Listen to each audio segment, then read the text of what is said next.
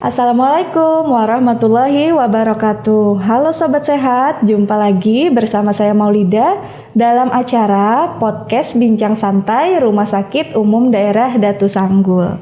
Nah Sobat Sehat, saat ini kita sudah masuk di bulan Maret nih. Ada apa ya di bulan Maret? Nah kalau kita lihat hari ini di tanggal 3 Maret diperingati sebagai Hari Pendengaran Sedunia. Yang mana Hari Pendengaran Sedunia pada tahun ini mengusung tema Ear and Hearing Care for All, Let's Make It Reality. Atau yang kalau kita terjemahkan artinya kurang lebih peduli telinga dan pendengaran untuk semua, mari kita wujudkan menjadi kenyataan. Nah, pada podcast kali ini kita akan berbincang santai seputar kesehatan dan juga gangguan pada pendengaran bersama narasumber kita nih Sobat Sehat, yaitu Dr. Anita Nuraini, spesialis THTKL atau biasa kita sapa Dr. Anita. Oke, apa kabar dokter? Alhamdulillah sehat. Alhamdulillah ya dok. Oke, semoga Sobat Sehat semuanya juga dalam keadaan sehat. Nah Sobat Sehat, mungkin ada yang terlintas nih dari Sobat Sehat semuanya bertanya-tanya, kenapa ya ada Hari Pendengaran Sedunia kayak gitu loh dok. Sebenarnya apa itu dok, Hari Pendengaran Sedunia? Jadi begini Mbak Moeda, Hari Pendengaran Sedunia itu kan kita peringati setiap tanggal 3 Maret ya. Jadi itu awal mulanya itu pada tahun 2007, pas tanggal 3 Maret itu ada konferensi internasional dari negara-negara di dunia berkumpul di Beijing, Cina untuk membahas mengenai pencegahan pendengaran dan rehabilitasinya bagaimana. Lalu di situ diputuskan ada namanya Deklarasi Beijing yang memutuskan bahwa setiap tanggal 3 Maret setiap tahun diperingati sebagai Hari Pendengaran Sedunia. Oke. Kemudian kalau di Indonesia sendiri baru diperingati secara serentak itu tahun 2010. Oh 2010 ya dok, baik. Oke, nah kalau berbicara tentang pendengaran nih dok, itu sesuatu hal yang sangat penting ya dok. Tentunya kalau ada gangguan itu sangat berpengaruh juga pada yang lain-lainnya dok. Nah dari gangguan pendengaran itu sebenarnya ada apa saja dok? Iya, jadi kalau kita lihat per definisinya ya, gangguan pendengaran itu sebenarnya adalah atau menurunnya kemampuan untuk mendengarkan suara, terutama pada rentang frekuensi percakapan. Jadi kalau frekuensi percakapan itu sekitar 250 Hz sampai 4000 Hz. Nah, rata-ratanya kalau seperti kita ini sekitar 1000. Gitu. Kalau dengan bicara seperti ini, yang bersangkutan ini kurang jelas atau kurang mengerti, berarti kita harus curiga ada gangguan pendengaran. Kalau sering kayak gitu ya dok. Oke. Iya, bisa satu telinga atau kedua telinga. Oh, jadi bisa salah satu aja ya dok ya? Oke. Apa tanda-tandanya tuh dok kalau seseorang itu mengalami gangguan pendengaran itu? Ya, baik. Jadi kalau kapan sih kita curiga gitu ya? Iya. Itu tergantung dari usia juga ya. Nah, kalau misalnya masih bayi ya, bayi baru lahir mungkin nggak mungkin diajak ngomong ya. Nah ya kita lihat dulu responnya seperti apa. Gitu. Kalau misalnya ada suara yang agak nyaring di sekitarnya, dia kaget apa enggak gitu. Kalau misalnya kok diam aja nggak respon, walaupun ada suara petir misalnya nggak ada respon apa-apa. Nah ini kita harus lihat apakah ada gangguan pendengaran. Kemudian kalau sudah agak besar ya, usia 6 bulan itu sudah bisa merespon. Misalnya kita panggil ada suara, dia bisa menoleh ke arah sumber suara gitu. Tapi kalau pada orang dewasa itu bisa kita lihat dari responnya kalau diajak ngobrol tadi ya. Nyambung nggak ya juga dok ya? Kalau misalnya seperti ini mendengar ya, bicara seperti ini mendengar itu masih normal. Tapi kalau harus agak nyaring sedikit kita harus bicara lebih nyaring baru bisa mendengar. Nah itu mungkin dia masih ada gangguan yang ringan. Gitu. Tapi kalau harus berteriak ya, kita harus berteriak supaya bisa mendengar, kemungkinan sudah sedang. Tapi kalau sudah diteriaki di depan telinga masih nggak dengar juga, itu berat ya. Nah kalau sudah gangguan pendengaran yang berat, itulah yang kita namakan dengan tuli. Gitu. Ya. Walaupun sebenarnya kalau kita berbicara langsung tanpa masker nih dok, kadang kita juga samar-samar mendengar tapi melihat dari gerakan mulut kan betul. Gitu. Nah terus penyebabnya apa nih dok gangguan pendengaran ini? Jadi secara garis besar itu gangguan pendengaran itu sebenarnya ada 5 ya. Yang pertama itu karena bawaan lahir atau yang kita kenal dengan tuli genetik. gitu. Itu jadi bisa dari faktor keturunan atau mungkin ibunya waktu hamil ada infeksi virus, misalnya toksoplasma, rubella dan lainnya, itu juga bisa ya menyebabkan melahirkan bayi yang ada gangguan pendengaran. Kemudian yang kedua yaitu serumen atau yang kita kenal dengan kotoran telinga yang menyumbat.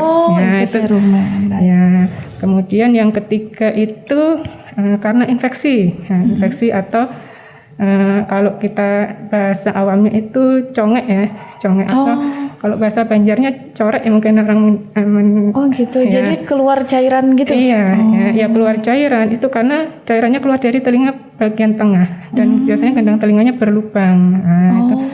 Itu termasuk yang ketiga. Kemudian yang keempat itu karena suara bising.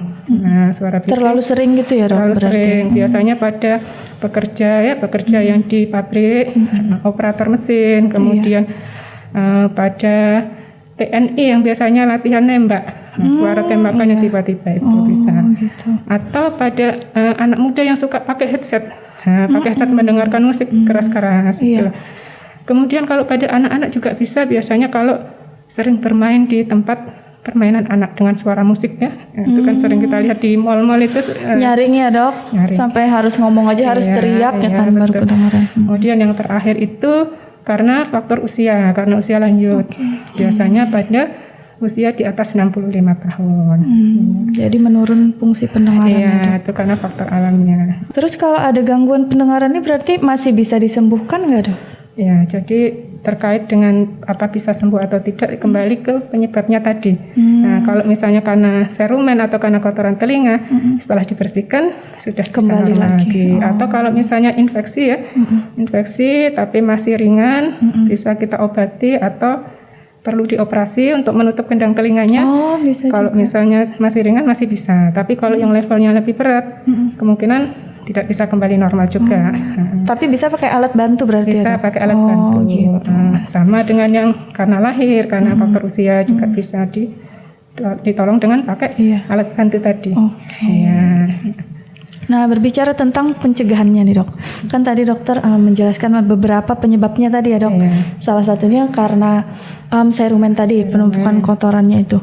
Nah, itu gimana sih, Dok? Sebenarnya cara membersihkan telinga tuh, Dok, yang baik dan aman. Pakai apa sebenarnya gitu? Iya, jadi gini, sebenarnya serumen atau kotoran telinga itu kan memang selalu ada dalam telinga kita ya, selalu diproduksi. Jadi secara alamiah itu dengan gerakan kita mengunyah atau menelan itu bisa keluar sendiri ya, dia pergerakan otot yang di sekitarnya itu bisa mengeluarkan serumen.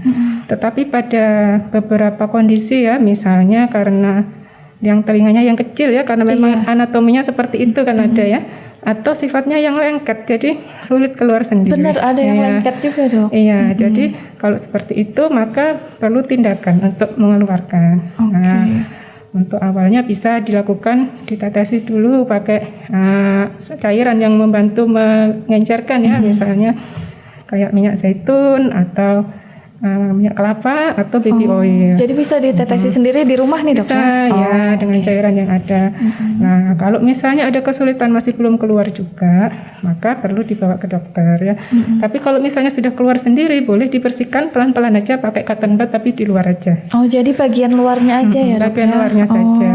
Gitu. Jangka waktunya, Dok, membersihkan telinga ini apakah boleh seminggu sekali atau 2 kali seminggu atau gimana gitu, Dok? Ada nggak? Kalau untuk jangka waktu sebenarnya tidak ada patokan khusus ya. Kalau dia bersih aja maka tidak perlu. Tetapi kalau misalnya sudah mulai menumpuk, nah di situ baru kita perlu bersihkan. Gitu. Tapi ada baiknya setiap 6 bulan sekali boleh cek telinga ke dokter THT terdekat. 6 bulan sekali ya, Dok. Baik. Nah, terus untuk penyebab yang dari penggunaan headset ataupun earphone tadi ya, Dok. Sebenarnya lebih bagus mana, Dok?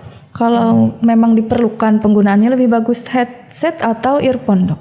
Ya, kalau misalnya memang diperlukan ya, seperti untuk pacar, kalau kita sering kegiatan Zoom misalnya ya, kan perlu pakai itu juga. Nah, maka sebenarnya boleh saja pakai headset atau earphone boleh, tetapi yang paling perlu dipahami bahwa volumenya tidak boleh terlalu tinggi ya. Jadi kalau misalnya segini itu 100%, maka ambil aja 60%-nya maksimal. Jadi maksimal 60 ya, Dok. Kemudian jangka waktu yang paling aman itu maksimal 1 jam. Jadi setelah itu istirahat dulu harus ya, Dok. Ya, istirahat dulu.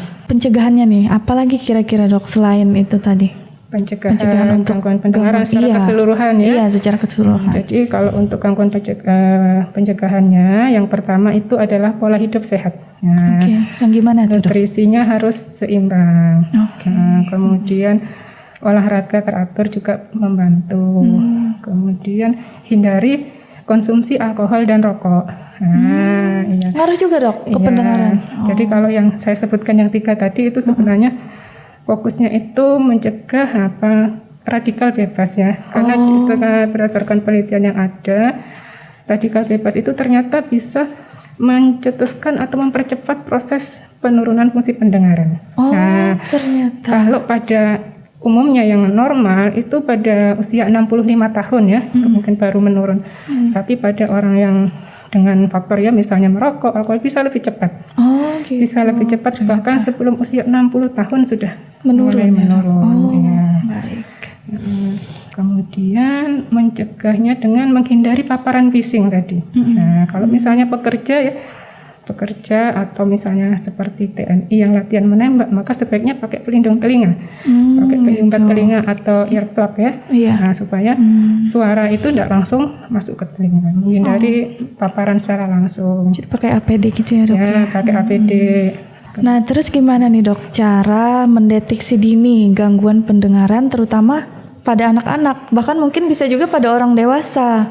Kapan, Dok, kita perlu waspada bahwa kita mengalami gangguan pendengaran nih gitu? Kalau pada anak-anak itu mulai bayi sebenarnya sudah bisa kita lakukan screening pendengaran ya. Di Poli THT Rumah Sakit Datu Sanggul kita sudah punya fasilitas untuk tes pendengaran mulai anak-anak sampai mulai bayi sampai anak usia 3 bulan ya, 6 bulan masih bisa. Namanya pemeriksaan OAE, Auto Acoustic Emission. Gitu. Ya. Kemudian kalau misalnya di tempat kita tidak ada fasilitas itu, di puskesmas misalnya yang bisa kita lakukan atau secara mandiri juga bisa ya, melihat dari perkembangan bicaranya. Umur 6 bulan tidak respon dengan dipanggil atau dengan suara, tidak bisa mencari arah sumber suara. Kemudian pada usia 1 tahun belum bisa mengoceh. Kita harus curiga anak usia 1 tahun tapi masih diam, belum mengoceh. Itu kita harus siap-siap harus waspada ya. Kemudian kalau usia 1,5 tahun belum bisa mengucapkan satu kata yang berarti. Gitu. Kalau usia 2 tahun belum bisa mengucapkan lebih dari 10 kata. Ini harus waspada juga. Kemudian kalau sudah 3 tahun mestinya sudah bisa merangkai kalimat sederhana. Misalnya saya minta makan. Seperti itu termasuk kalimat sederhana. Nah, kalau belum bisa seperti itu berarti ada keterlambatan. Perlu kita cek ke dokter terdekat. Puskesmas dulu boleh, kalau misalnya perlu dirujuk ke dokter spesialis THT.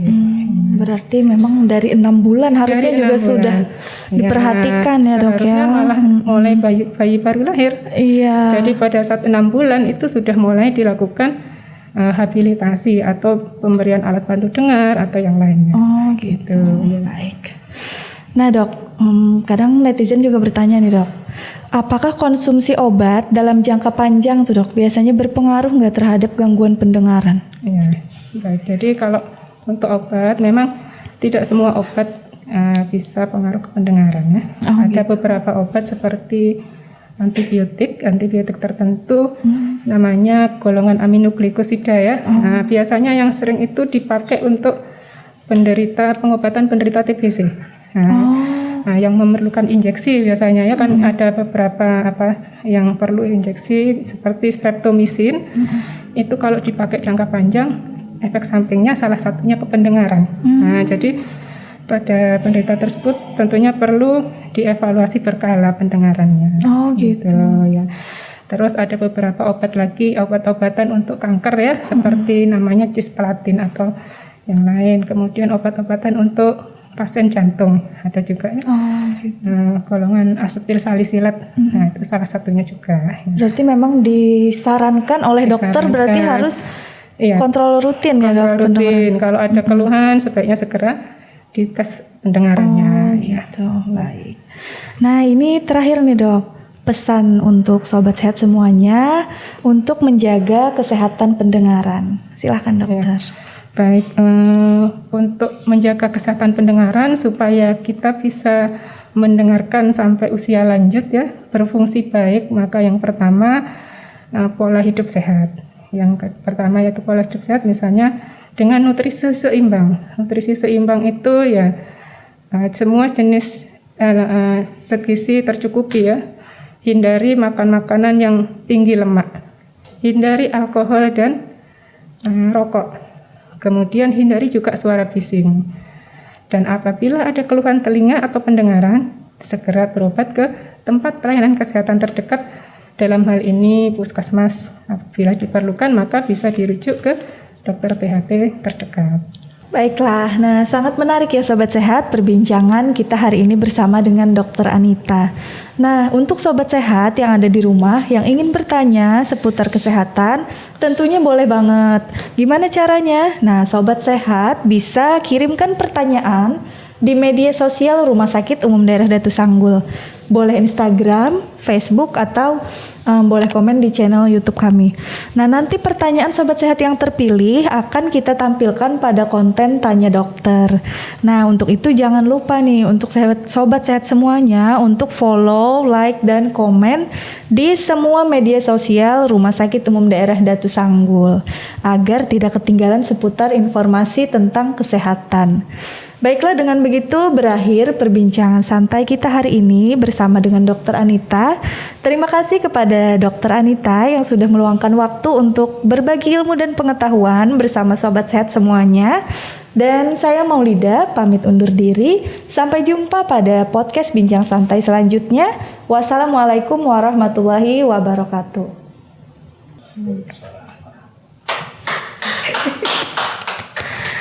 You're the only one on my mind lately. A gift from above, oh how you complete me. Up early morning, you come and you wake me. We sit as the sun lights our face. I look into your eyes as you look to me. Now here we are, soon parents to be. Can't hold back my tears, can't hold back my smile. I feel so close to you.